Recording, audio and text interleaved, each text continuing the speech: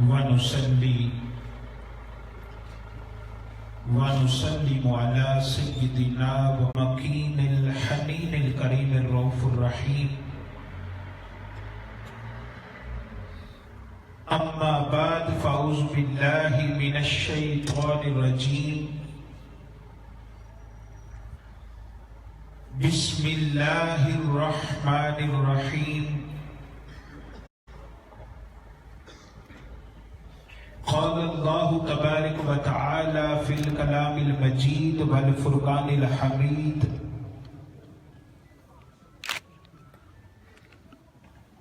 ومن لم يتب فأولئك هم الظالمون. صدق الله مولانا العظيم.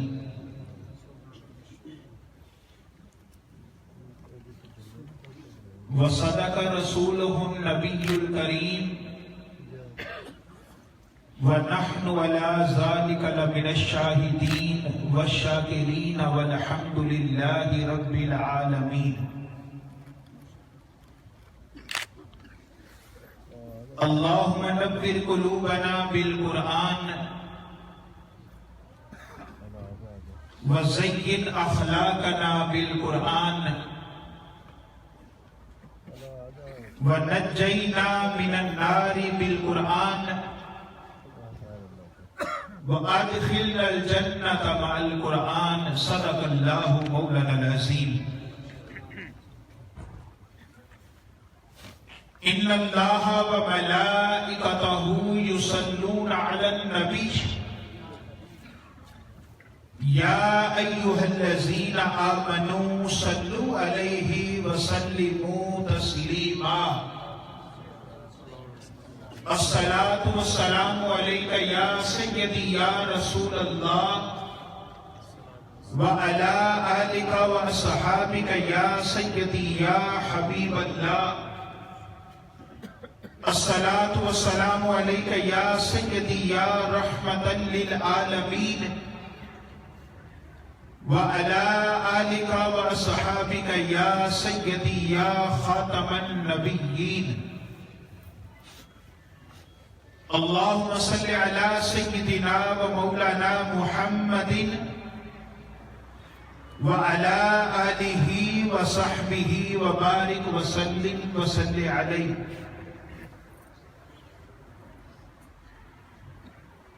تمام حمد و ثنا، تعریف و توصیف اللہ رب العزت کی ذات بابرکات کے لیے ہے کہ جو خالق کائنات بھی ہے اور مالک شش جہات بھی ہے. اللہ رب العزت کی حمد و ثنا کے بعد تاجدار کائنات شفیع امم رسول محتشم نبی مکرم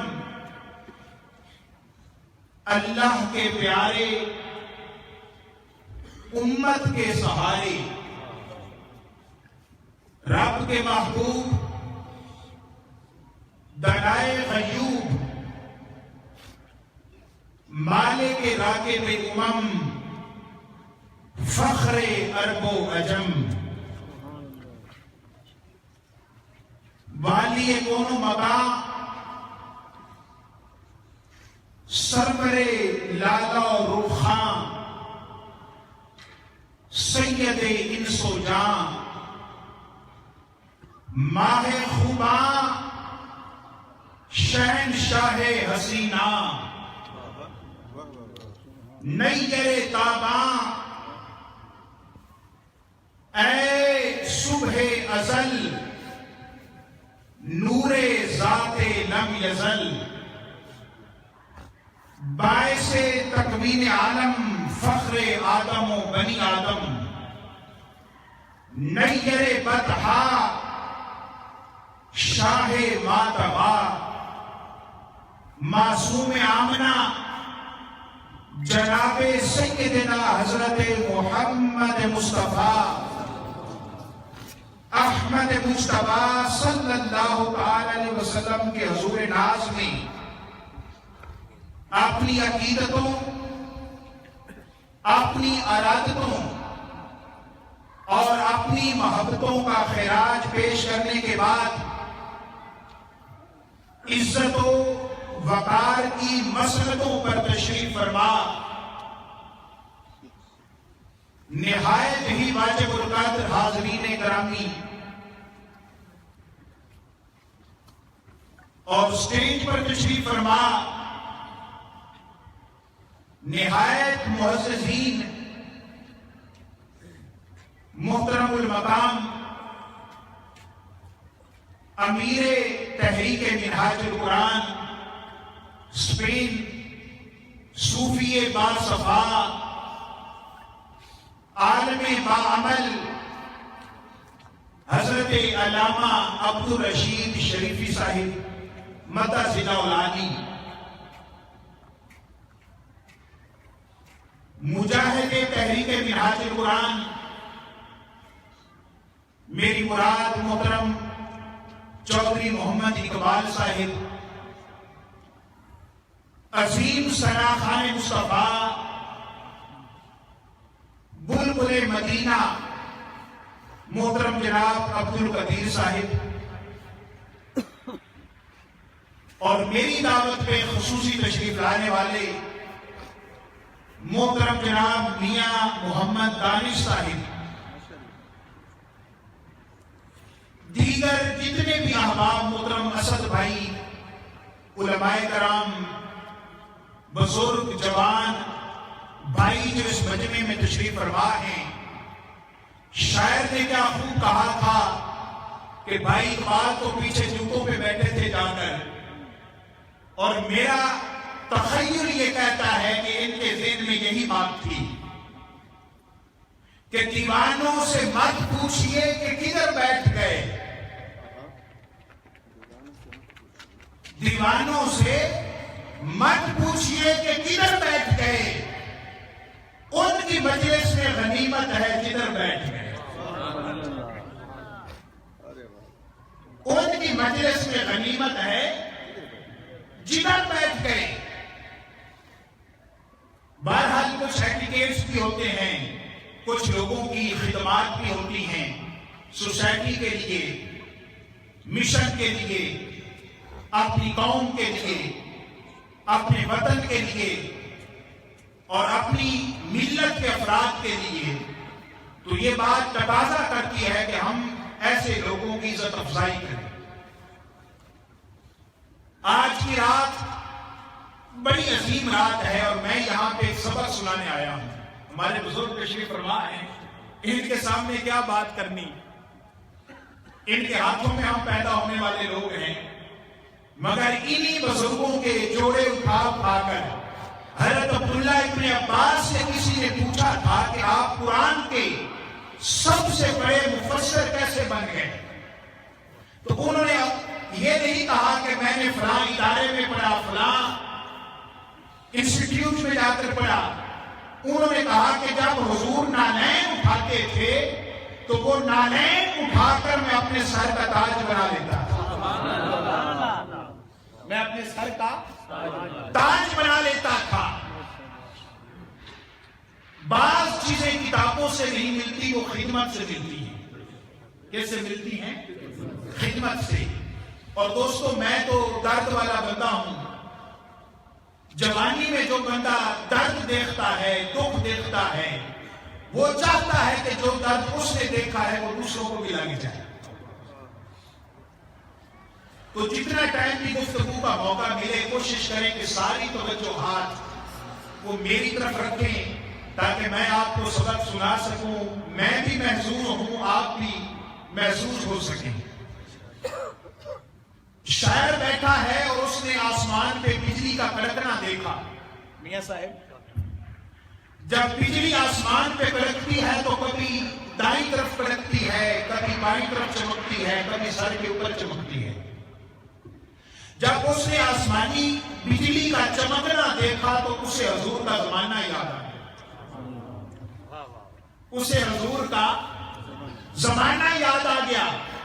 اس نے آسمانی بجلی کو مخاطب کر کے کہا کہ 1000 برق نے، برق کہتے ہیں آسمانی بجلی کو، 1000 برق نے چل پھر کے مشق کی. اس نے کہا تو کبھی دائیں طرف چمکتی ہے، کبھی بائیں طرف چمکتی ہے، کبھی سامنے چمکتی ہے، کبھی پیچھے چمکتی ہے، تیرے آنے جانے کے بڑے انداز ہیں، مگر یاد رکھ کہ 1000 برق نے چل پھر کے مشق کی، مگر ادا نہ آئی میرا آقا تیرے مسکرا کے آنے کی. ادا نہ آئی تیرے مسکرا کے آنے کی. کہ آسمانی بجلی تو جتنے انداز بدل لے، پر تیری چمک کے سامنے جب میرے آقا مسکرا کر نکلتے ہیں حجرہ مبارک سے، تو میرے آقا کی مسکراہٹ کا مقابلہ تو نہیں کر سکتی. تو باتیں آج دو کرنی ہیں، حضور سے تعلق کی بات بھی کرنی ہے اور اللہ کے حضور توبہ کی بات بھی کرنی ہے. مگر اس سے پہلے چند قیمتی جملے سن لیں جو بزرگوں کی خدمت سے ملے ہیں. یاد رکھ لیں کہ علم کا، ابھی بات کر رہے تھے میرے بھائی اسد، یاد رکھ لیں علم کا ایک قطرہ، علم کا ایک قطرہ جہالت کے سمندروں سے بہتر ہے. جہالت کے سمندروں سے. اور اگلی بات، عمل کا ایک قطرہ، عمل کا ایک قطرہ علم کے سمندروں سے بہتر ہے. علم ہو پر وہ علم عمل سے خالی ہو تو وہ علم کوئی نفع نہیں دیتا. اب ادب کا ایک قطرہ، ادب کا ایک قطرہ عمل کے سمندروں سے بہتر ہے. عمل ہو پر اس میں ادب نہ ہو تو وہ عمل بھی کوئی فائدہ نہیں دیتا. ادب کا ایک قطرہ عمل کے سمندروں سے بہتر ہے. اور عشق مصطفیٰ،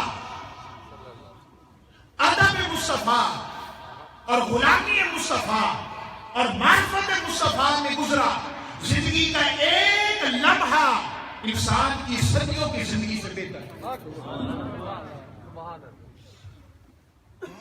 ایک حدیث سناتا ہوں اور اپنے اصل موضوع کی طرف واپس آتا ہوں. ہم نماز پڑھتے ہیں کہ یہ فرض ہے، روزہ رکھتے ہیں فرض ہے، حج کرتے ہیں فرض ہے، کچھ اعمال فرض ہیں، کچھ واجب ہیں، کچھ سنت ہیں، کچھ مستحب ہیں. آقا علیہ الصلوۃ والسلام نے ایک ارشاد فرمایا، اور فرمایا بھی صحابہ اکرام سے ڈائریکٹ. آقا علیہ الصلوۃ والسلام نے فرمایا کہ اگر میرے امتی کو اس بات کے ثواب کا علم ہو جائے، اس بات کے ثواب کا، آذان کہنے کی، اگر میری امت کو پتہ چل جائے کہ آذان کہنے سے کتنا ثواب ملتا ہے، تو آذان کہنے کے لیے قرآن اندازی اور تلواروں تک بات پہنچ جائے. یعنی میری امت تلواریں نکال لے کہ میں آذان کہوں گا، میں آذان کہوں گا، جنگ کی نوبت آ جائے، قرآن اندازی کی نوبت آ جائے، اذان کہنے کا اتنا ثواب ہے. اب یہ تینوں نے فرمایا، سارے میرے ساتھ بولیں، ٹھنڈے تو نہیں ہو گئے آپ؟ تھوڑی سی اپنے اندر گرمی لائیں، تھوڑے سے ایکٹیو ہو کر بیٹھے.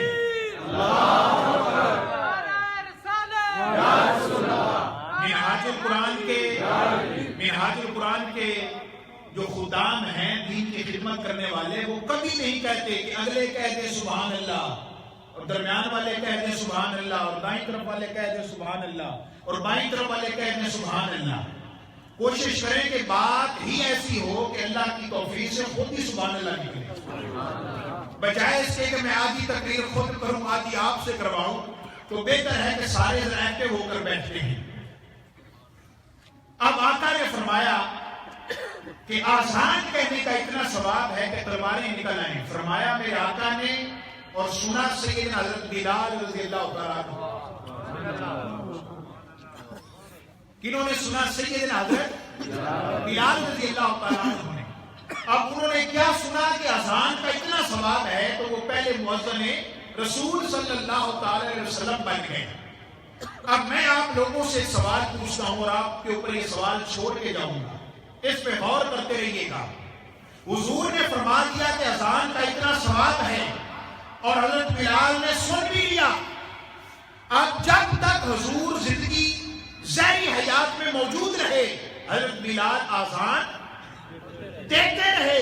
یہ فرمان ہماری سوچ کے مطابق سن کر کہ اذان کا اتنا ثواب ہے, یہ ہماری سوچ ہے. کیونکہ ہم جب بھی کوئی عمل کرتے ہیں تو ثواب کے لیے کرتے ہیں. کس کے لیے کرتے ہیں؟ ثواب کے لیے. اب حضرت بلال اور صحابہ اکرام کی کیا سوچ تھی کہ حضور نے اذان کا ثواب بتا دیا, مگر جیسے ہی تاجدار کائنات دنیا سے تشریف لے گئے حضرت بلال نے اذان کہنا چھوڑ دیا. اب ذرا سوچیں کہ حضرت بلال اذان ثواب کے لیے کہتے تھے یا حضور کے لیے کہتے تھے؟ حضور نے تو ثواب بتایا تھا اذان کا, بھئی اذان کا اتنا ثواب ہے. اب سنا حضرت بلال رضی اللہ تعالیٰ عنہ نے, اگر وہ ثواب سمجھ کر دیتے تو پھر حضور کے بعد بھی دیتے رہتے. سوال پیدا ہوا کہ صحابہ اکرام کوئی بھی عمل ثواب کے لیے نہیں کرتے تھے, پہلے حضور کے لیے کرتے تھے پھر خدا کے لیے کرتے تھے.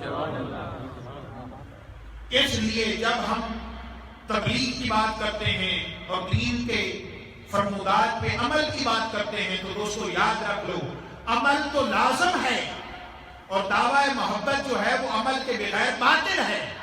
اگر کوئی دعوی محبت کرتا ہے حضور سے اور اس کی زندگی عمل سے خالی ہے تو اس کا دعویٰ جھوٹا ہے.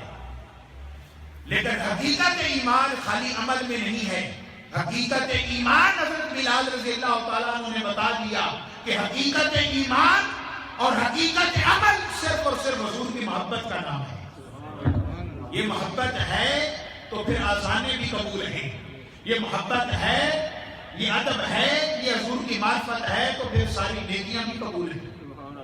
تو یہ دو تین بنیادی چیزیں تھیں جو آپ کو بتانا ضروری سمجھا.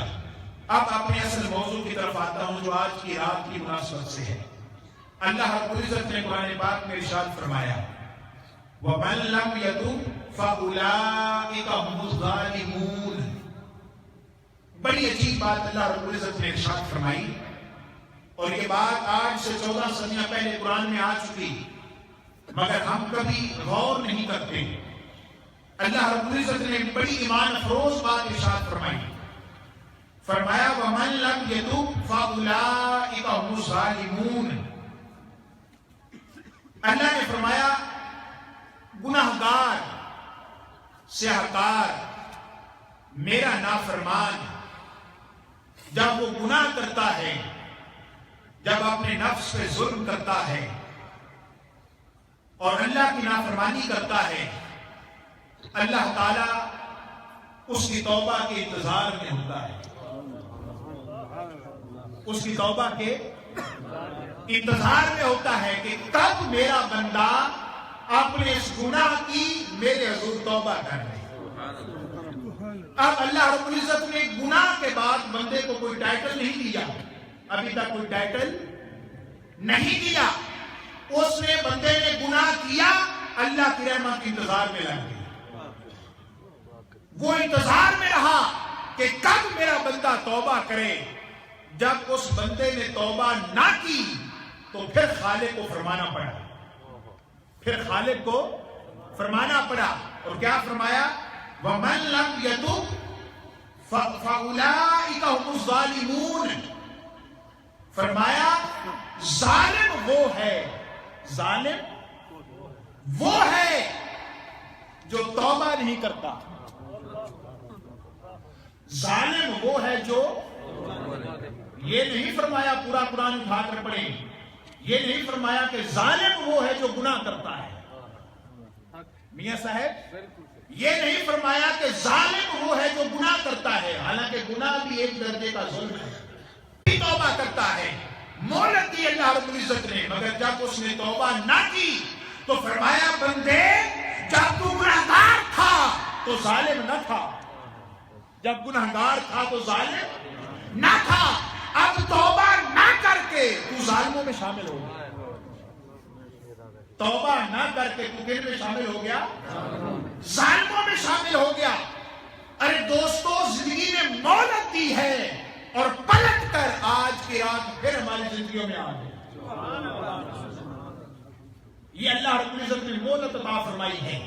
یاد کریں، پاکستان میں اپنی فیملیز کو یاد کریں، اپنے علاقے کے لوگوں کو یاد کریں جو پچھلے سال دنیا میں موجود تھے مگر آج ہمارے ساتھ موجود نہیں ہیں۔ وہ تو دنیا سے چلے گئے، انہیں توبہ کی توفیق ملی یا نہ ملی وہ اللہ بہتر جانتا ہے، پر ہم خود کو جانتے ہیں کہ اللہ نے ایک اور مہلت عطا فرمائی۔ تو ظالم وہ ہیں جو توبہ نہیں کرتے۔ بنی اسرائیل کے زمانے میں ایک شخص نے 70 بار توبہ کی، گناہ کرتا توبہ کر لیتا پھر ٹوٹ جاتی، بندہ تھا، گناہگار تھا، بشر تھا، بتقاضۂ بشریت توبہ توڑ بیٹھتا، پھر رجوع کر لیتا، توبہ کرتا، حتیٰ کہ 70 مرتبہ اس نے توبہ کر کے توبہ توڑ دی۔ جب 70 مرتبہ توبہ کر کے توڑ دی تو 71ویں مرتبہ اسے خیال آیا، اپنے دل میں خیال آیا کہ اب کی بار میں کس منہ سے اپنے رب کے حضور توبہ کروں، کس منہ سے اپنے رب کے حضور توبہ کروں گا۔ اس نے کہا اب اگر میں نے توبہ کی تو توبہ میرے منہ پہ دے ماری جائے گی۔ اس نے توبہ نہ کی، گھر میں بیٹھا سوچ رہا تھا، اللہ نے اس وقت کے نبی کی طرف وحی فرمائی اور اللہ رب العزت نے فرمایا فلاں میرے بندے کے پاس چلے جائیں اور اس سے جا کر پوچھیں کہ پہلے 70 مرتبہ اس نے توبہ کی، ہم نے قبول کی، اب اسے کیا ہوا کہ اس نے توبہ نہیں کی، اب اسے کیا ہوا؟ اللہ کے نبی پیغام لے کر گئے اور جا کر اسے ملے اور اسے اللہ کا پیغام سنایا اور اسے پوچھا اے بندہ خدا بتا اب کی بار مولا پوچھتا ہے تو نے توبہ کیوں نہ کی؟ وہ کہتا ہے میں نے سوچا، میرے ذہن میں یہ خیال آیا کہ ہو سکتا ہے اب کی بار توبہ کروں تو قبول نہ ہو۔ اللہ نے وہی فرمائی اور فرمایا میرے بندے تو ہی مجھ سے مایوس ہو گیا، تو ہی مجھ سے مایوس ہو گیا، ہم نے تو توبہ کا دروازہ بند، اگر اب بھی تو توبہ کر لیتا ہمیں اپنی عزت کی قسم ہے ہم تمہیں معاف کر دیتے۔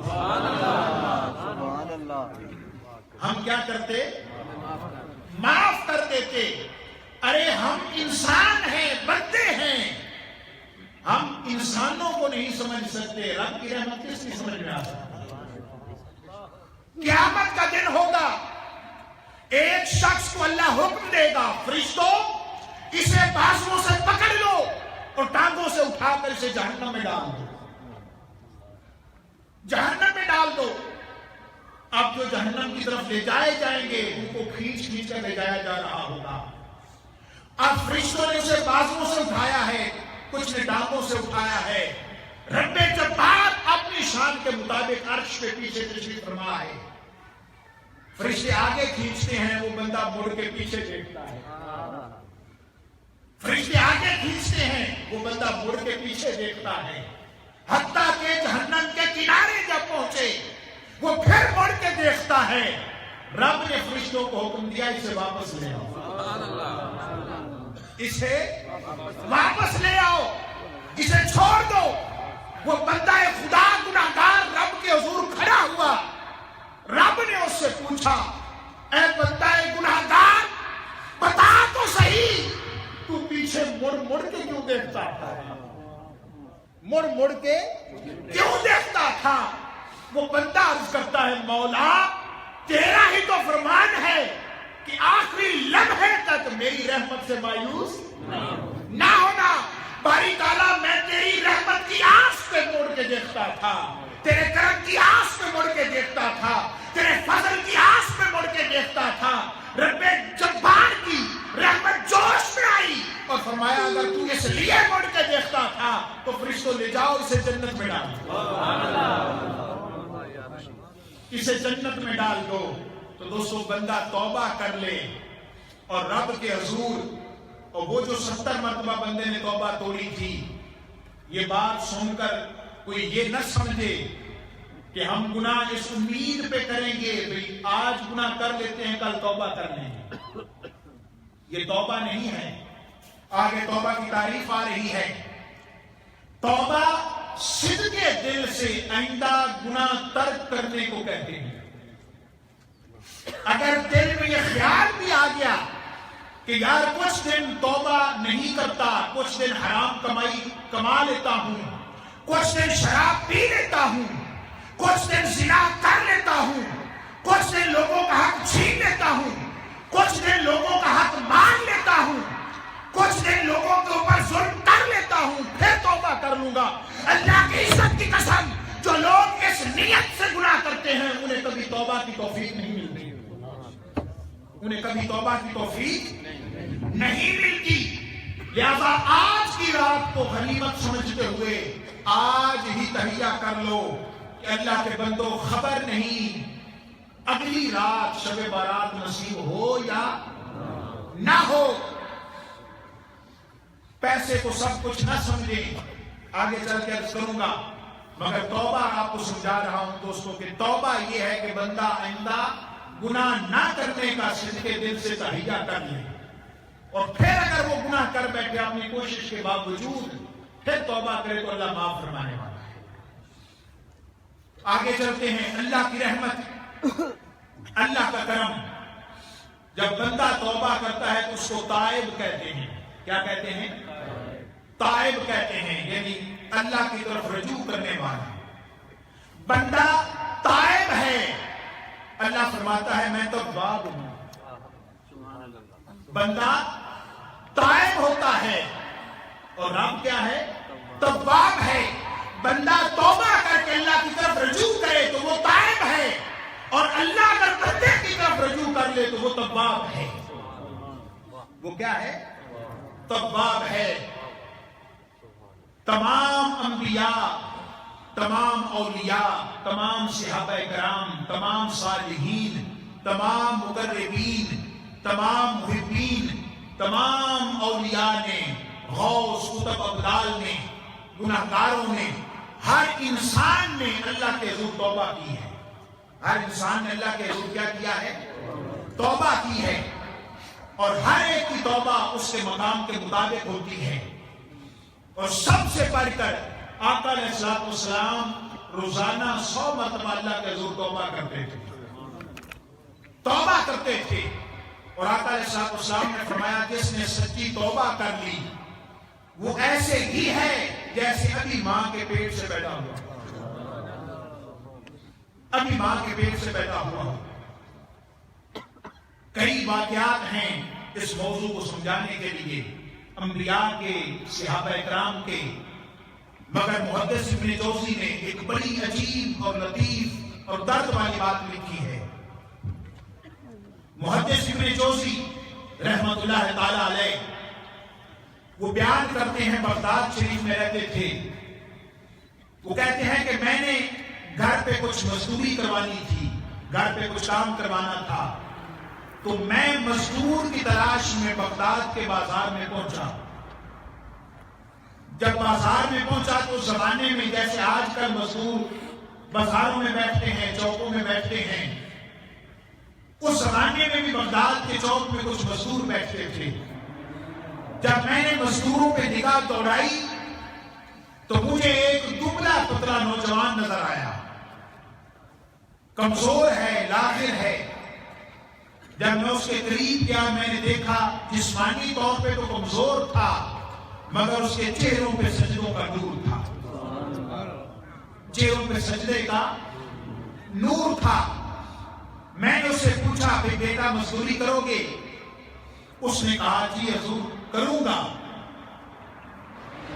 ساتھ ہی کہا کہ میری کچھ شرائط ہیں، میری کچھ شرائط ہیں. محدث ابن جوزی فرماتے ہیں کہ بھائی شرائط تو مالکوں کی ہوتی ہیں، شرائط تو مالکوں کی ہوتی ہیں، مزدوروں کی کیا شرائط ہوتی ہیں؟ اس نے کہا میں ذرا الگ قسم کا مزدور ہوں، میں ذرا الگ قسم کا مزدور ہوں. آپ نے پوچھا اچھا بتاؤ تمہاری کیا شرائط ہیں؟ اس نے کہا میری پہلی شرط یہ ہے کہ مزدور 4 دینار لیتے ہیں سارے دن کی مزدوری کا، میں 3 دینار لوں گا. لوگ 4 دینار لیتے ہیں، میں 3 لوں گا. آپ نے فرمایا مجھے تیری شرط منظور ہے. فرماتے ہیں مجھے بڑا رند مزاج لگا، مجھے اس کی پہلی شرط بڑی پسند آئی. میں نے پوچھا دوسری شرط کیا ہے؟ اس جوان نے کہا دوسری شرط یہ ہے کہ جو کام آپ مجھے بولیں گے میں کروں گا، مگر جب میرے رب کا بلاوا آ جائے گا مجھے آپ کام پہ نہیں لگائیں گے اور رب کے حضور بلاوے پہ روکیں گے نہیں. یہ دوسری شرط آپ نے فرمایا مجھے پسند ہے، قبول ہے. تیسری شرط کیا ہے؟ اس نے کہا تیسری شرط یہ ہے کہ آپ مجھ سے میرا نام نہیں پوچھیں گے، مجھ سے کام کروائیں گے.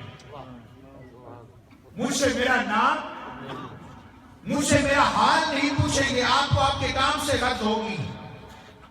فرماتے ہیں مجھے وہ جوان بڑا پسند آیا، میں اسے گھر لایا، اسے کام پہ لگایا.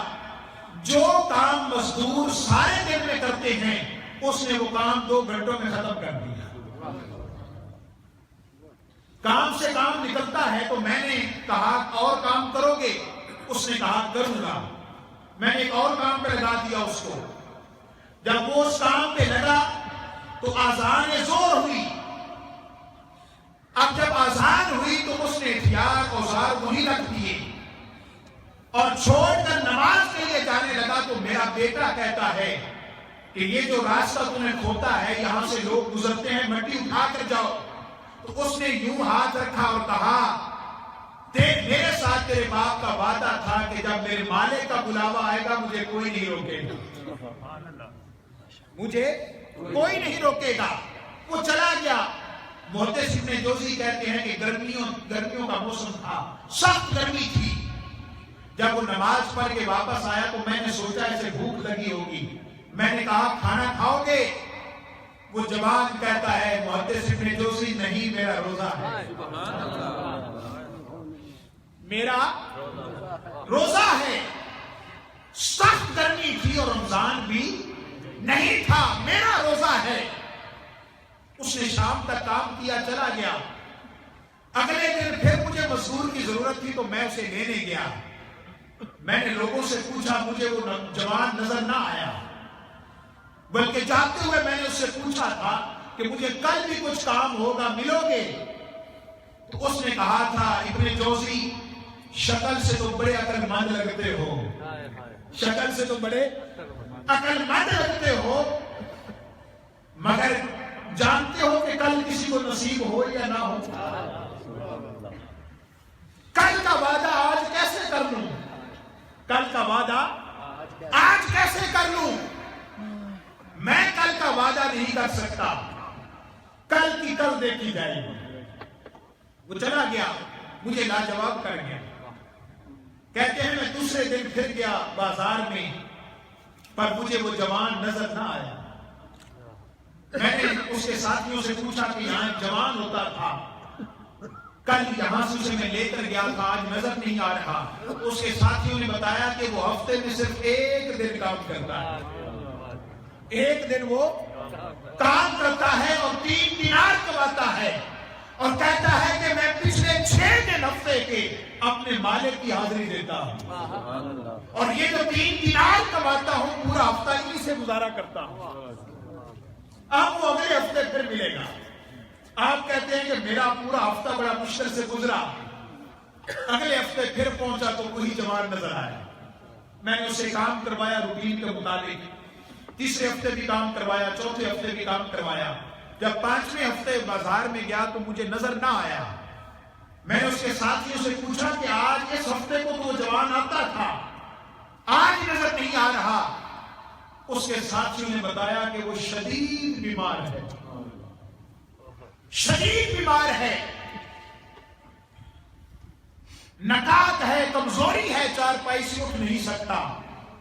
آپ کہتے ہیں میں نے اس کے گھر کا پتہ پوچھا تو مجھے لوگوں نے بتایا کہ یہ تو بغداد کا قبرستان ہے, اس کے بعد ایک بستی آتی ہے, اس بستی سے باہر ایک جھونپڑی ہے, اس میں وہ رہتا ہے.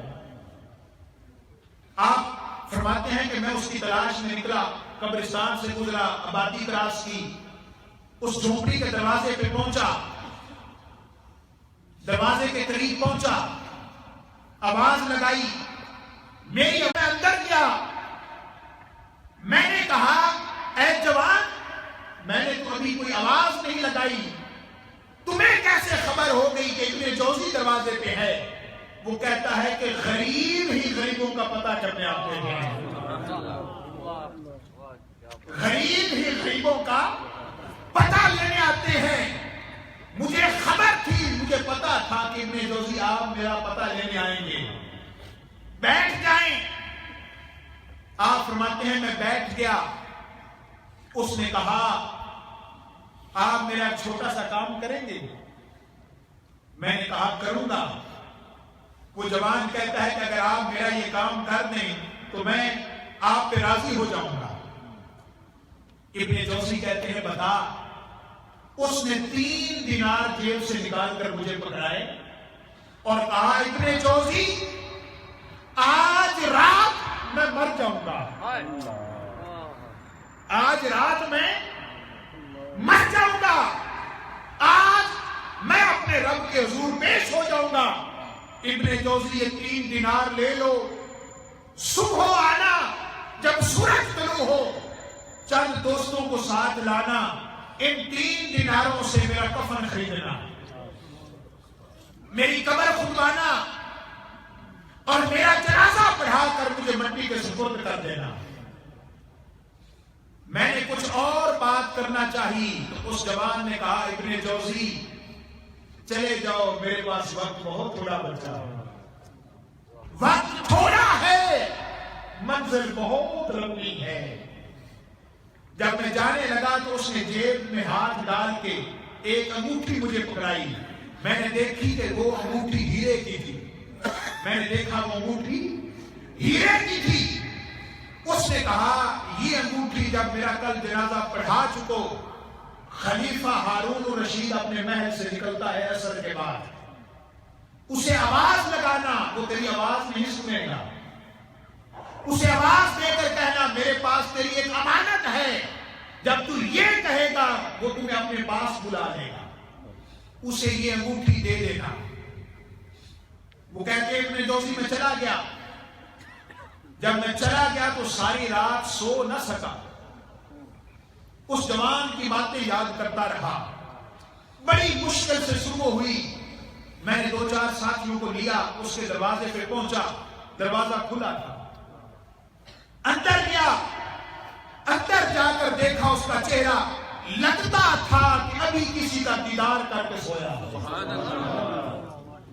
ابھی کسی کا دیدار کر کے سویا ہے. میں قریب گیا, دیکھا کہ اس کی روح کفن سے سے پرواز کر چکی, وہ اللہ کو پیارا ہو چکا تھا.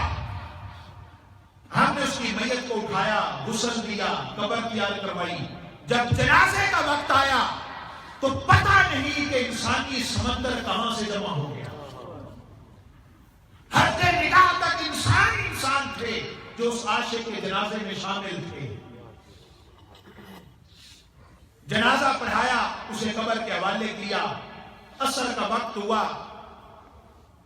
تو ہارون الرشید کے دروازے کے قریب کھڑا ہو گیا. وہ نکلا, میں نے اس کو آواز دی, اس نے میری آواز نہ سنی. میں نے زور سے آواز دی, میں نے کہا ہارون الرشید میرے پاس تیری ایک امانت ہے. وہ رک گیا, اس نے مجھے اپنے پاس بلایا. کہتا ہے کیا امانت ہے؟ میں نے وہ ہیرے کی انگوٹھی اس کو نکال کر دی. اس نے پوچھا انگوٹھی والا کدھر ہے, انگوٹھی والا کدھر ہے؟ تو میں نے کہا وہ تو اللہ کو پیارا ہو گیا, ہم نے تو اس کو قبر کے حوالے کر دیا. ہارون الرشید کہتا ہے خدا کے لیے مجھے اس کی قبر پہ لے چلے. قبر پر گئے. ہارون الرشید اس قبر سے لپٹ گیا, مٹی اپنے اوپر ڈال کے زاروں قطار رونے لگا. محدث ابن جوزی کہتے ہیں ہارون الرشید میرا کلیجہ پھٹا جا رہا ہے. نہ اس جوان نے کچھ بتایا, نہ کچھ آپ بتا رہے ہیں وہ کون تھا اور آپ کا کیا لگتا تھا. ہارون الرشید کہتا ہے ابن جوزی وہ کوئی اور نہ تھا, وہ وقت کے خلیفہ, وقت کے بادشاہ ہارون الرشید کا بیٹا تھا. وہ میرا بیٹا تھا. اس نے تخت کو ٹھوکر مار دی, دنیا کے جاؤ منصب کو ٹھوکر مار دی, دنیا کی دولت کو ٹھوکر مار دی, دنیا کے منصب کو ٹھکرا دیا. وہ بادشاہوں کے پاس نہیں بیٹھتا تھا, وہ فقیروں کی صحبت میں بیٹھتا تھا. وہ پہلو دلا کے پاس بیٹھتا تھا, وہ فقیروں کے پاس جاتا تھا اور مجھے بھی کہتا تھا ابا جان جتنا کچھ جمع کر لیا ہے کل اس کا حساب کیسے دو گے, اس کا حساب کیسے دو گے. مجھے بھی اللہ سے ڈراتا تھا, فقیروں کی صحبت میں بیٹھتا تھا اور گھر سے نکل گیا تھا, اللہ کے ذکر میں مست رہتا تھا. احباب ذی وقار ایسے جوان عاشق بھی گزرے ہیں کہ جنہوں نے زندگی کے حقیقی مقصد کو پا لیا. اے دیار غیر میں بیٹھنے والے جوانوں, ایسا زمین بادلونہ میں بیٹھنے والے عاشقوں, 7 سمندر پار بیٹھے ہو, مائیں پاکستان میں تڑپ رہی ہیں, باپ پاکستان میں تڑپ رہے ہیں. ہماری زندگی ایسی ہونی چاہیے تھی کہ ہمارے ماں باپ کے کلیجے ٹھنڈے ہو جاتے, ہمارے والدین کی آنکھیں ٹھنڈی ہو جاتی. وہ والدین جن کے جگر کے ہم ٹکڑے تھے, جنہوں نے پاس کھول کر ہمیں جوان کیا تھا, اپنی زندگیاں لگائی تھی, اور آج ہم یہاں آ کر اپنی زندگی کے مقصد کو بھول گئے, ہم اپنی زندگی کے پیغام کو بھول گئے. دیار غیر میں کتنے لوگ ہیں. ابھی میں پچھلے دنوں میریدورم گیا خطاب کے لیے, دو دوست وہاں فوت ہوئے. ان میں سے ایک ایسا جوان بھی تھا جو اپنے پاؤں پر چل کر تندرستی کے ساتھ ہاسپٹل گیا, مگر وہاں سے اس کی میت واپس آئی. میں سوچتا ہوں کہ جب اس کی موت آئی ہوگی, جب اسرائیل آ گیا ہوگا اور وہ اکیلا ہاسپٹل کے بیڈ پہ تڑپ رہا ہوگا, اسے ماں بھی یاد آتی ہوگی, اسے باپ بھی یاد آتا ہوگا, اسے بہن بھائیوں کا ساتھ بھی یاد آتا ہوگا, اسے اپنے وطن کی مٹی بھی یاد آتی ہوگی. مگر دوستو جب موت آتی ہے تو کسی کا انتظار نہیں کرتی. موت یہ نہیں دیکھتی کہ اس کے سر پہ ماں کا سایہ ہے یا نہیں, موت یہ نہیں دیکھتی کہ اس کے سر پہ باپ کھڑا ہے یا نہیں کھڑا. مگر آج ہم نے اپنی زندگیوں کے نصب العین بدل لیے, ہم اللہ سے دور ہو گئے, اس کے دین سے دور ہو گئے, اللہ کی یاد سے دور ہو گئے, اور پیسے کو اپنی زندگی کا مقصد بنا لیا. اور ہمارے ماحول نے ہمیں ایک ذہن دیا کہ تمہاری زندگی پیسے سے بنتی ہے. کس سے بنتی ہے؟ پیسے سے بنتی ہے. پیسے والا آدمی بڑا ہوتا ہے اور جس کے پاس پیسہ نہیں ہوتا وہ چھوٹا ہوتا ہے. یہ ہمارا ذہن بنا, اور بعض کے والدین نے بنایا, بعض کے اساتذہ نے بنایا, بعض کے اسکول لائف نے بنایا, بعض کا کالج میں بنا, بعض کا یونیورسٹیز میں بنا, بعض کا بازاروں میں بنا, بعض کا کھیتوں میں بنا, بعض کا اسمبلیوں میں بنا. بس پیسہ اور عہدہ اور مال اور منصب اور سواری اور گاڑیاں, یہ ہماری زندگی کی بڑھائی ہے. یہ نہیں تو ہم چھوٹے ہیں, یہ ہے تو ہم بڑے ہیں. جب یہ غلامی والا ذہن بنا اور انسان پیسے کو معبود بنا کر سفر کرنے لگا, پھر اگر اس کے راستے میں سچ آیا تو اس نے دوڑ کے رکھ دیا. نماز آئی اس نے چھوڑ دی, سنت آئی اس نے چھری چلا دی, نبی کا طریقہ آیا اس نے اکھاڑ کر پھینک دیا. اللہ تعالیٰ کی طرف بڑھنے کی راہیں چھوڑ کر وہ عاجز بندہ، وہ کمزور بندہ پیسے کی طرف بڑھتا چلا گیا۔ ادھر کی راہیں طے ہوتی گئی، دنیا کی راہیں طے ہوتی گئی، رب کی طرف راہیں دور ہوتی گئی۔ اور یہ اس کائنات اور زمین و آسمان کے رب کا فیصلہ ہے دوستو کہ یہ دنیا دھوکے کا گھر ہے، یہ دنیا مکڑی کا جالا ہے، یہ مچھر کا پر ہے، یہ ٹوٹ جانے کا گھر ہے، یہ متاع قلیل ہے، یہ دار الغرور ہے، یہ ریت کا بکھرا ہوا پانی ہے کہ جس کے جتنا قریب جاؤ گے یہ اتنا دور ہوتا جائے گا۔ دنیا کی دوڑ لگانے والوں اور دنیا کو اپنا معبود بنا لینے والوں، اس دنیا نے ہمیں آہستہ آہستہ اپنے رب سے دور کر دیا، اللہ کے حبیب سے دور کر دیا۔ سچ، دیانت، امانت، رزق حلال، ان الفاظ کو ہم نے اپنی زندگی کی ڈکشنریوں سے نکال دیا۔ آقا نے فرمایا تھا کہ میرا امتی سب کچھ کر سکتا ہے پر جھوٹ نہیں بول سکتا۔ پچھلے سال کا سروے ہے کہ نیوزی لینڈ کا ایک شخص بھی جھوٹ نہیں بولتا، نیوزی لینڈ کا ایک شخص بھی جھوٹ نہیں بولتا۔ ارے وہ لوگ جن کا کلمے سے تعلق نہیں، اسلام سے تعلق نہیں، اللہ کے رسول سے تعلق نہیں، اور آج ہمارے بازار جھوٹ کے اڈے بن چکے، ہماری منڈیاں جھوٹ کے اڈے بن چکی، ہمارا کاروبار جھوٹ کا اڈا بن چکا، ہمارا لین دین جھوٹ پر استوار ہوتا ہے، ہماری زندگیوں کا مقصد جھوٹ ہے، جھوٹا کاروبار ہے۔ جب تک جھوٹ نہیں بولتے تب تک ہمارا کاروبار نہیں چلتا۔ اور آقا کے اس فرمان کو ہم نے پس پش ڈال دیا اور اللہ کے حبیب سے دور ہوتے گئے۔ ہماری زندگی پیسے سے شروع ہوتی ہے اور پیسے پہ ختم ہوتی ہے۔ اس کے لیے سچ ملے گا تو سچ لیں گے، جھوٹ ملے گا تو جھوٹ بولیں گے، عدل سے ملے گا تو عدل سے لیں گے، ظلم سے ملے گا تو ظلم سے لیں گے، رشوت سے ملے گا تو رشوت سے لیں گے، ڈاکے سے ملے گا تو ڈاکے سے لیں گے، اللہ کو ناراض کر کے ملے گا تو اللہ کو ناراض کر کے لیں گے۔ انسان کا یہ عمل اس کے ذہن کے تابع ہے دوستو، اور ذہن بدلنا بہت مشکل کام ہے، اور ہماری تبلیغ کا مقصد بھی یہ ہے کہ ہم اپنے ذہن کو بدل سکیں،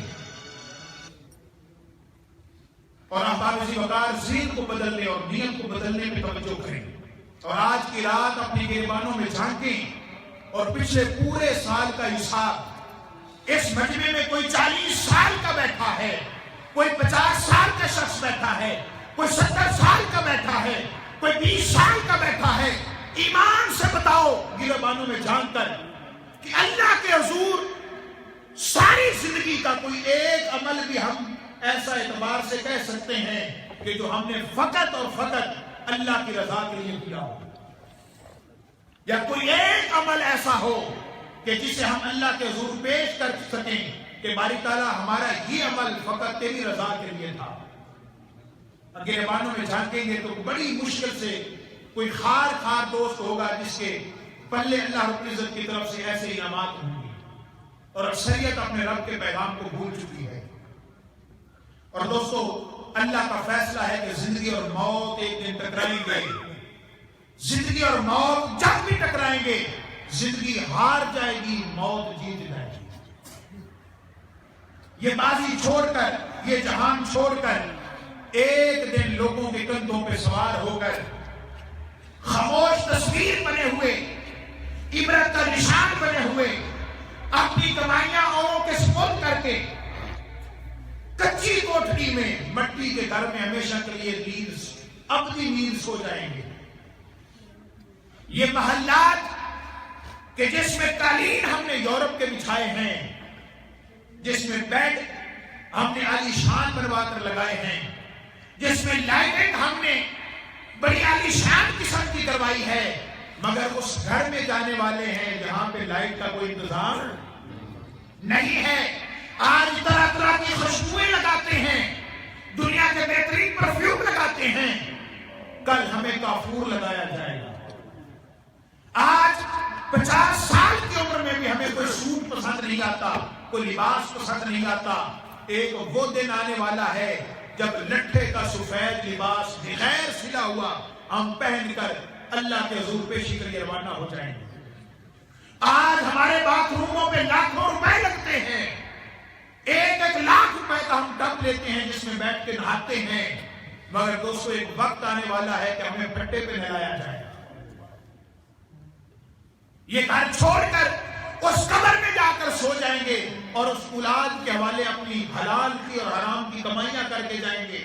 ایک وقت آئے گا کہ بچہ پوچھے گا اپنے باپ سے میرے دادا کی قبر کدھر ہے؟ وہ بیٹا بتانے سے قاصر ہوگا، وہ بچے کو کہے گا یہی کہیں قبر تھی، جن کی خاطر سب کچھ کر رہے ہو، ایک وقت آئے گا تمہاری قبروں کے نشانوں کو بھی بھلا دے گی۔ لہذا اس رب کی طرف پلٹ آؤ، اس رب کے رسول کی طرف پلٹ آؤ۔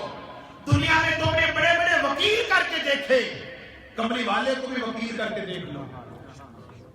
بڑی ایمان افروز بات، قیامت کا دن ہوگا، ایک دنیا کا وکیل ہوتا ہے، ایک قیامت کا وکیل ہے۔ دنیا اور قیامت کے وکیل میں فرق ہے۔ دنیا کا وکیل جب عدالت میں پیش ہوتا ہے، اس کے کلائنٹ نے جرم کیا ہو یا نہ کیا ہو، وہ کوشش یہ کرتا ہے ثابت کرنے کی کہ اس نے جرم نہیں کیا۔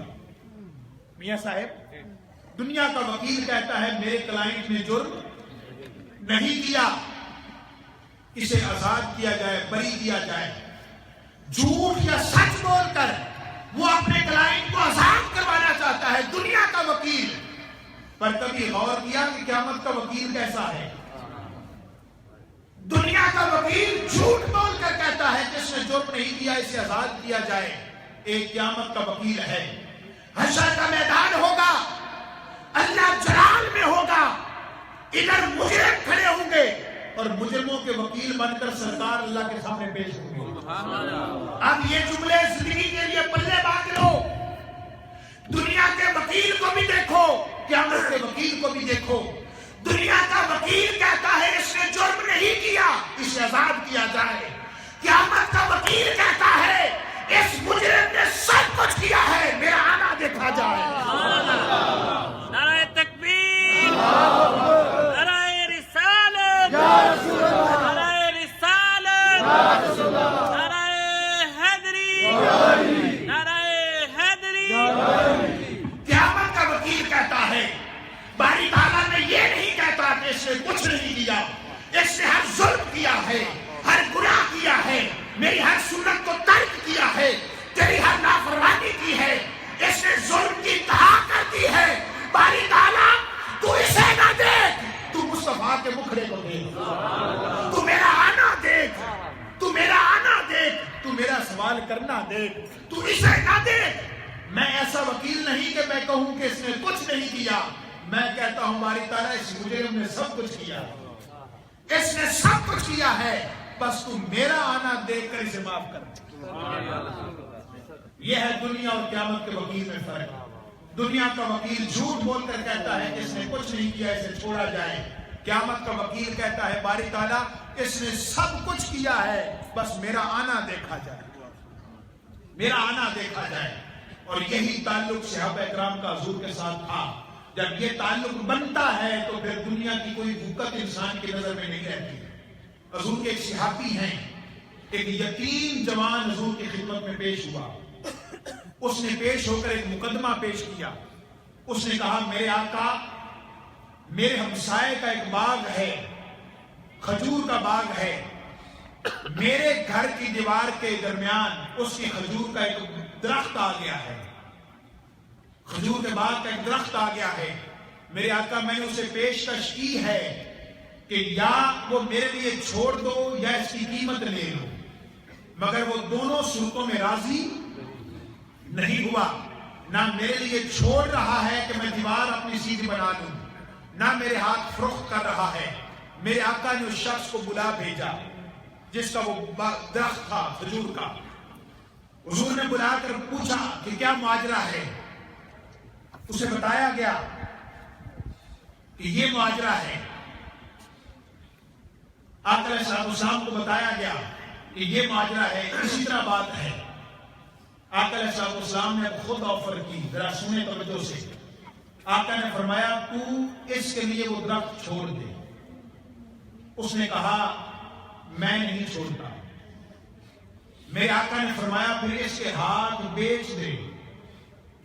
اگر تو اس کے ہاتھ بیچ دے تو میں وعدہ کرتا ہوں قیامت کے دن اس سے بہتر کھجور کا درخت تمہیں جنت میں لے کر دوں گا. اس سے بہتر. پر وہ ایسا بدبخت شخص تھا، منافقین میں سے تھا، اس نے حضور کی یہ آفر بھی ٹھکرا دی. مجلس میں سناٹا چھا گیا کہ جنت کا کھجور کا درخت جب حضور گارنٹی دے رہے ہیں کہ جنت میں ملے گا تو اس کا مطلب یہ ہے کہ تو جنت میں بھی جائے گا.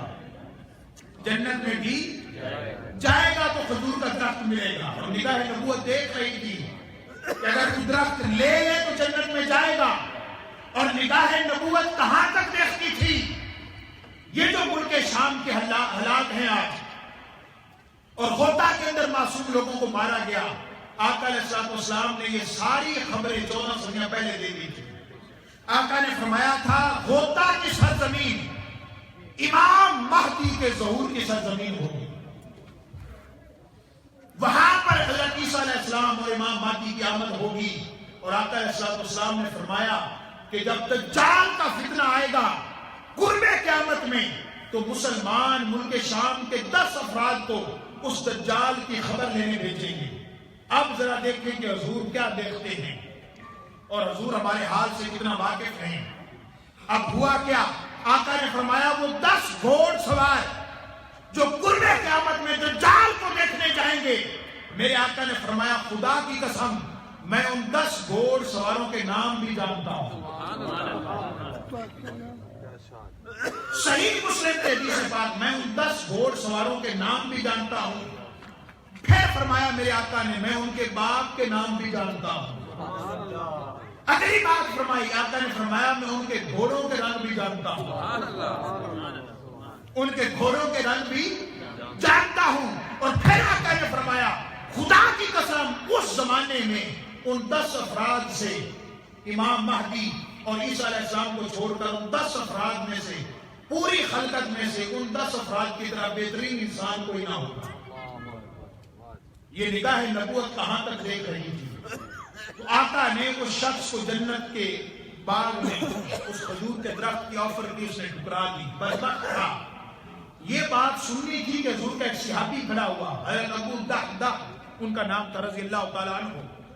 وہ کہتے ہیں کہ اے بدبخت شخص جس نے وہ انکار کیا تھا، وہ کہتے ہیں کہ تو جانتا ہے کہ مدینہ میں میرا ایک کھجور کا باغ ہے جس میں 600 پودے ہیں. کتنے پودے ہیں؟ 600 پودے ہیں، 600 درخت ہے. اس میرے باغ کے اندر ایک محل نما گھر بھی ہے. میرے اس باغ کے اندر میٹھے پانی کا ایک کنواں بھی ہے. تو جانتا ہے نا؟ اس نے کہا ہاں میں جانتا ہوں. اس باغ کے ارد گرد 4 دیواری بھی ہے. اور مدینہ کا کون شخص ہوگا جو آپ کے باغ کو نہیں جانتا؟ اس نے کچھ صحابی رسول نے کہا اچھا تو جانتا ہے اس بات کو؟ اس نے کہا میں یہ بھی جانتا ہوں کہ مدینہ کا ہر شخص چاہتا ہے کہ میں اس باغ سے کھجوریں خریدوں. یہ ساری باتیں کرنے کے بعد حضور کے صحابی اس باغ کے مالک اس منافع کو کہتے ہیں کہ میرے آقا میں اس سے وعدہ لینے لگا ہوں، آپ بھی میرے ساتھ ایک وعدہ کریں. اگر میں اپنا 600 درختوں والا کھجور کا وہ باغ اس ایک درخت کے بدلے میں اس منافق کو دے دوں تو آقا کل قیامت کے دن مجھے جنت میں ایک درخت ملے گا نا.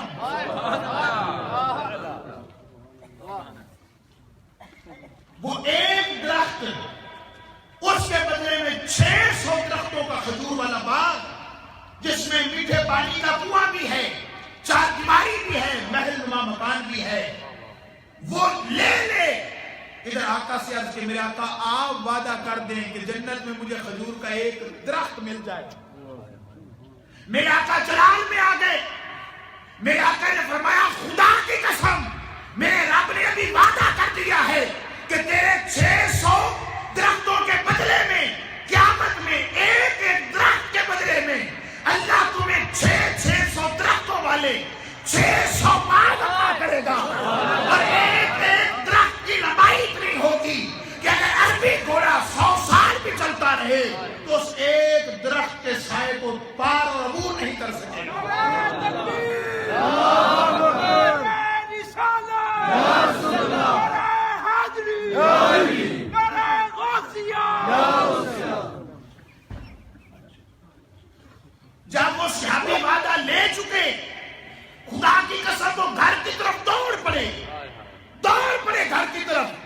مدینہ کے بازار میں کہہ رہے تھے لوگوں خدا کی قسم میں نے 600 درختوں والا باغ دے کر آقا سے جنت میں درخت خرید لیے ہیں، باغ خرید لیے ہیں۔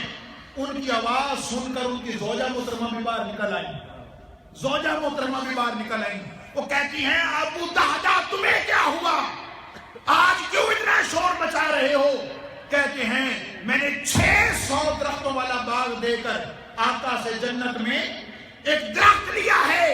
وہ زوجہ جانتی تھی کہ میرا خاوند بڑا عقل مند ہے، بڑے شعور والا ہے، وہ بیوی بھی کتنی اچھی تھی۔ وہ آگے سے مسکرا کر کہتی ہے ابو دہدا خدا کی قسم مبارک ہو، تم نے گھاٹے کا سودا نہیں کیا، تو نے گھاٹے کا سودا نہیں کیا۔ ارے صحابہ کرام وہ تھے، ایک جنگ کے اندر ایک عورت، ایک خاتون کا شوہر، اس کا بھائی، اس کا بیٹا شہید ہو گیا۔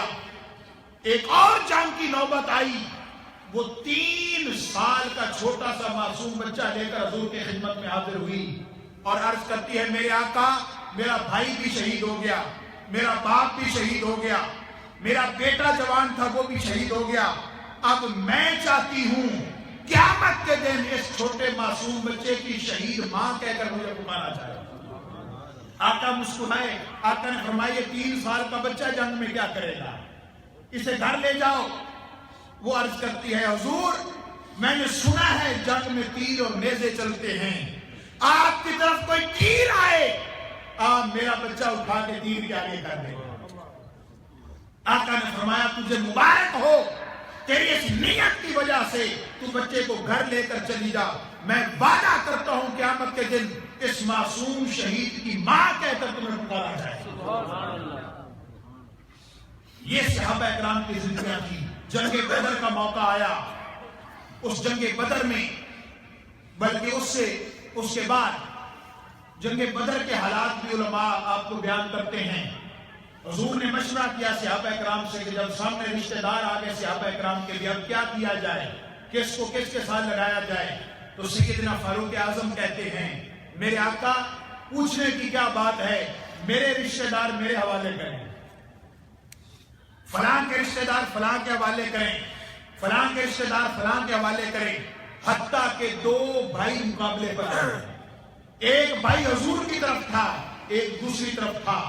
جب دونوں آمنے سامنے ہوئے تو یاد آ گیا کہ دونوں نے ایک ہی ماں کا دودھ پیا تھا، ایک ہی ماں کی گود میں پرورش پائی تھی، ایک ہی چولہے پر بیٹھ کر اکٹھے کھانے کھائے تھے، اکٹھے بچپن میں کھیلتے تھے، مگر جو حضور کا عاشق تھا اس نے ساری باتوں کو پیچھے چھوڑ دیا، اس نے بچپن کو بھی بھلا دیا، ماں کی گود کو بھی بھلا دیا، ہر رشتہ بھلا کر اس شخص کی گردن کاٹ کر آقا علیہ السلام کے قدموں میں لا دیا۔ سیدنا فاروق اعظم کا زمانہ ہے، آپ نے گورنر مقرر کیے، عامل مقرر کیے، آپ نے ایک علاقے کا گورنر سعید بن عامر رضی اللہ تعالیٰ عنہ کو بنایا۔ اس زمانے کے گورنر اور آج کے حکمرانوں کا موازنہ کر لیں کہ وہ لوگ کیا تھے۔ 4 ماہ ان کی گورنری کو گزرے تو وہ جامع مسجد میں سیدنا فاروق اعظم تشریف لے گئے، اور آپ کا طریقہ تھا کہ آپ علاقے کے لوگوں کو مسجد میں بٹھاتے، گورنر کو سامنے کھڑا کرتے اور لوگوں سے پوچھتے بتاؤ اس کی کوئی شکایت ہے تو بیان کرو، اس گورنر کی کوئی شکایت ہے تو بیان کرو۔ لوگ کھڑے ہو گئے، سعید بن عامر رضی اللہ تعالیٰ عنہ کو بھی کھڑا کر دیا گیا۔ لوگوں نے کہا ہمیں 4 شکایتیں ہیں ان پر۔ کتنی شکایتیں ہیں؟ 4 شکایتیں ہیں۔ حضرت فاروق اعظم فرماتے ہیں آپ کھڑے ہو جائیں اور ان کی شکایات کا جواب دیں۔ وہ کھڑے ہو گئے۔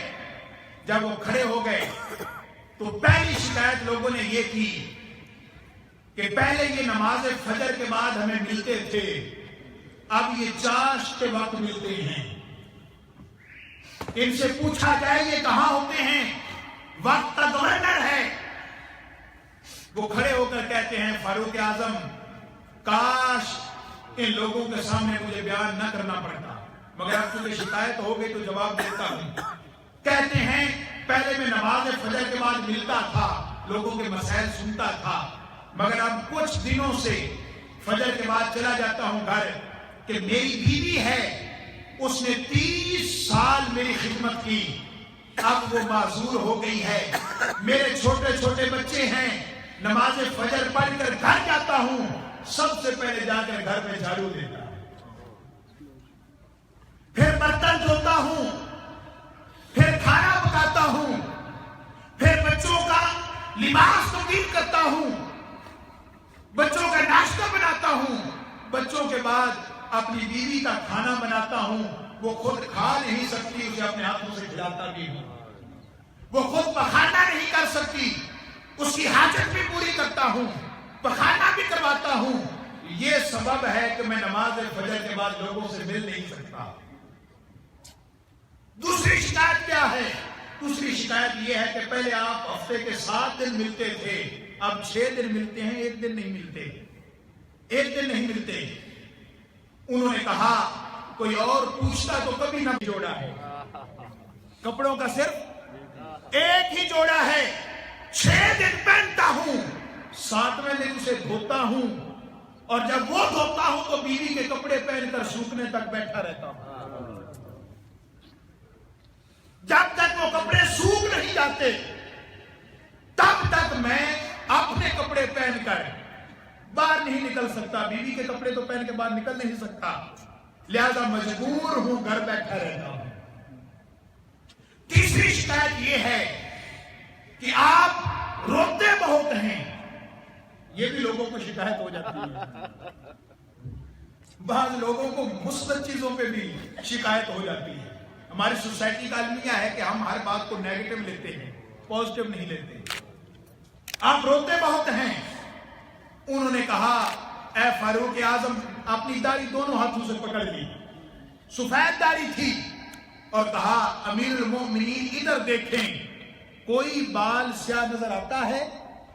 सारे सफेद हो गए, सारे सफेद हो गए। और ये इस बात का इशारा है कि फल पक चुका है, और किसी वक्त भी मालिक का बुलावा आ सकता है। मालिक के बुलावे की तैयारी में इतना रोता हूं कि कभी कभी बेहोश हो जाता हूं। चौथी शिकायत यह है कि आप दिन को मिलते हैं, रात को नहीं मिलते, दिन को मिलते हैं, रात को नहीं मिलते। उन्होंने कहा, दिन मैंने मखलूक की खिदमत के लिए रखा है, रात मैंने मालिक की हाजिरी के लिए रखी। दिन को मखलूक की खिदमत करता हूं। और फारूक आजम, आप जानते हैं कि 40 साल बाद इस्लाम कबूल किया था, 40 साल के गुनाह याद आते हैं, फिर रात को बाहर निकल कर रब की हाजिरी छोड़ने को दिल नहीं करता। ये 4 सबब हैं। उस जमाने का गवर्नर, उस जमाने का आमिल, उस जमाने का खलीफा और उस जमाने का बादशाह है, पहनने के लिए दूसरा जोड़ा नहीं है। घर में खुद झाड़ू देता है, घर में बर्तन धोता है, खुद खाना पकाता है, बीवी का पखाना उठाता है, दिन को मखलूक की खिदमत करता है, रात को अपने मालिक की हाजिरी देता है। आज हमारा हाल क्या है? हमारे मुल्क को करप्शन ने, जुल्म ने, लाकानूनियत ने, जबर ने हमारी कौम को तकसीम कर दिया है। आज कोई किसी जमात से वाबस्ता है, कोई किसी जमात से वाबस्ता है, कोई किसी जमात के गुण गाता है तो दूसरे भाई से नफरत करता है। अल्लाह की इज्जत की कसम याद रख लेना, आज अल्लाह का जिक्र सुनकर, अल्लाह के रसूल की बात सुनकर जिनकी जुबानें सुभान अल्लाह नहीं कहती और गूंगी हो जाती हैं, और कोई किसी जमात का नारा लगाता है, कोई किसी जमात को डिफेंड करता नजर आता है, याद रख लो, अल्लाह और रसूल के लिए ज़बानें नहीं चलाते, जिनके लिए ज़बानें चलाते हो, इधर मरोगे, खुदा की कसम सारे रिश्ते टूट जाएंगे। उस रब के साथ और रब के रसूल के जिक्र के साथ ताल्लुक जोड़ लो कि जो दुनिया में भी काम आएगा और आखिरत में भी काम आएगा। अब सारे हलीमा सादिया की तरह सवाली बन जाओ कि जब हजरत हलीमा सादिया हुजूर को लेकर घर पहुंची, ज़ाहिरी तौर पे गुर्बत थी, सारे अपने आप को हलीमा सादिया की तरह कंसीडर करें और हुजूर की मेहमान नवाजी के लिए तड़पें कि कभी हुजूर का करम हो जाए। जब हलीमा सादिया हुजूर को लेकर घर पहुंची آپ جانتے ہیں کہ اس کا گھر کچا تھا، ایک جھونپڑی نما گھر تھا، کچی دیواریں تھی، گھر میں غربت کے ڈیرے تھے، کوئی چارپائی کوئی بستر سلامت نہ تھا، ایک لاغر بکری تھی وہ دودھ بھی نہیں دیتی، گھر میں غربت ہے، وہ غریب تھی پر دل کی نیک تھی، غریب تھی پر گھر دل کی نیک تھی۔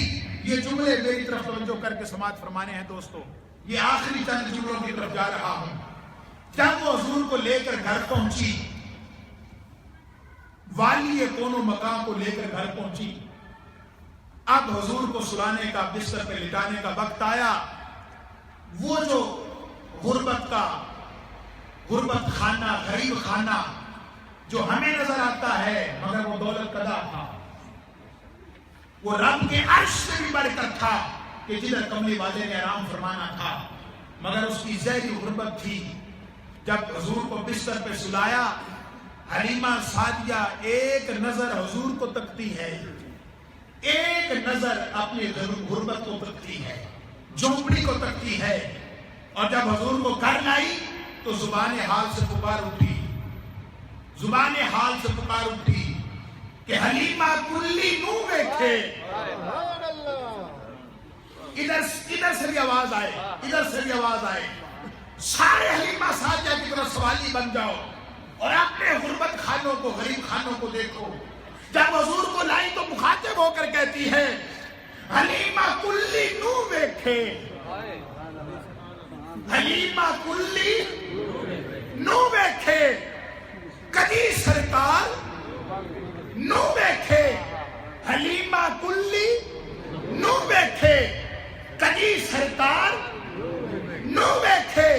میں کیڑی سیج، میں کیڑی سیج، میرے آقا ہم لٹ گئے، اس دنیا کی رنگینیوں نے ہمیں آپ سے دور کر دیا، اس دنیا کی لذتوں نے، اس بے وفا دنیا نے، اس کمزور دنیا نے، اس مکڑی کے جالے نے، اس غربت کے گھر نے، اس متاع الغرور نے میرے آقا ہم سے آپ کی محبت کو چھین لیا، آپ کے تعلق کو چھین لیا، آپ کی محبت کو چھین لیا۔ میرے آقا ہم آپ کی ملاقات بھول گئے اور حلیمہ سعدیہ کی طرف غربت کے مارے بیٹھے ہیں، شہری خود غریب ہے، پیسہ بھی ہے تو دوستو اگر دین نہیں تو غربت ہی ہے۔ میرے آقا آج ہم آپ کو پکار کر کہتے ہیں اس حلیمہ سعدیہ کی طرح کہ حلیمہ کلی نو بیٹھے، حلیمہ کلی نو بیٹھے، کدی سرکار نو بیٹھے۔ میں کیڑی سیج تیرے لئی، میں کیڑی سیج تیرے لئی، میں کیڑی سیج تیرے لئی، میرے آقا میں کیڑی سیج تیرے لئی، میں کیڑی سیج تیرے لئی سجاواں یا رسول اللہ۔ اللہ اکبر، یا رسول اللہ، میں کیڑی سیج تیرے لئی سجاواں یا رسول اللہ۔ اور یقیناً آپ ہر عاشق کے گھر تشریف لاتے ہیں، میرے گھر میں بھی ہو جائے چراغاں یا رسول اللہ۔ اور سارا مجمع مل کر پڑھے کہ صدا بسدا روے تیرا مدینہ یا رسول اللہ، صدا بسدا روے تیرا مدینہ یا رسول اللہ، جتھے ہوندا غریباں دا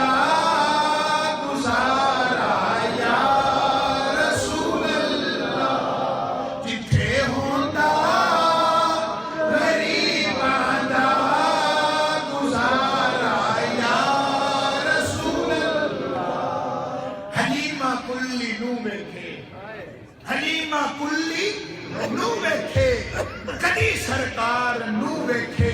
میں کیڑی سیج تیرے لئی سجاواں یا رسول اللہ۔ تو احباب ذی وقار توبہ کی رات ہے، خدا کی قسم رب مان جاتا ہے۔ رب کو منانا مشکل نہیں، خود کو منانا مشکل ہے۔ خود کو منانا مشکل ہے، خود کو منا لو توبہ کے لیے۔ تمہارا خود کو منا لینا ہی رب کو منا لینا ہے۔ خود اپنے نفس کو منا لو، اپنے دل کو منا لو۔ اور یہ جو محافل یورپ جیسی سرزمین پہ ہمیں ملی ہے، اسپین میں رہتے ہوئے پاکستان کے سفیر بن کر رہو۔ یہاں پہ رہنے والا ہر پاکستانی یہ ہمارا دوسرا گھر ہے۔ یہ اسپین کیا ہے؟ ہمارا دوسرا، یہ دوسرا گھر ہے۔ اس کی سلامتی ہماری سلامتی ہے، اس کی ترقی ہماری ترقی ہے، اس میں خوشحالی ہماری خوشحالی ہے۔ یہاں پہ ایسے بن کر رہو کہ تمہیں ہمیشہ لوگ عزت اور قدر کی نگاہ سے دیکھیں کہ پاکستان کے لوگ رہتے ہیں، پاکستان کے لوگ رہتے ہیں۔ کبھی ایک شخص کا عمل خدا کے لیے سارے ملک کی بدنامی کا باعث نہ بنے۔ یہاں کے قوانین کا احترام کریں، یہاں کے حالات کے مطابق اپنے آپ کو ڈھالنے کی کوشش کریں۔ یہی آقا علیہ الصلوۃ والسلام کی تعلیمات ہیں کہ جدھر رہو اور جدھر سے روزی کماؤ اسی کو اپنا گھر سمجھو، اس کی سلامتی کے لیے فکر مند رہو، اس کی ترقی کے لیے فکر مند رہو۔ یہی تحریک منہاج القرآن اور یہی شیخ الاسلام ڈاکٹر محمد طاہر القادری کا پیغام ہے۔ آخری 3 سے 4 منٹ تحریک منہاج القرآن کا پیغام کیا ہے؟ ابھی محترم علامہ عبدالرشید شریفی صاحب بتا رہے تھے اور اسد بھائی بتا رہے تھے کہ یہاں اسپین میں 18 حافظ قرآن 2003 میں نے میٹرک کیا تھا دوستو، 2003 میں، اور واللہ جب میٹرک کیا تھا تو مجھے قرآن پڑھنا بھی نہیں آتا، زہری دیکھ کر قرآن پڑھنا بھی نہیں آتا تھا۔ میں منہاج القرآن کو نہیں جانتا تھا۔ مجھے گاؤں کے کسی بندے نے کہا یار منہاج القرآن لاہور جا کر ایڈمیشن لے لو۔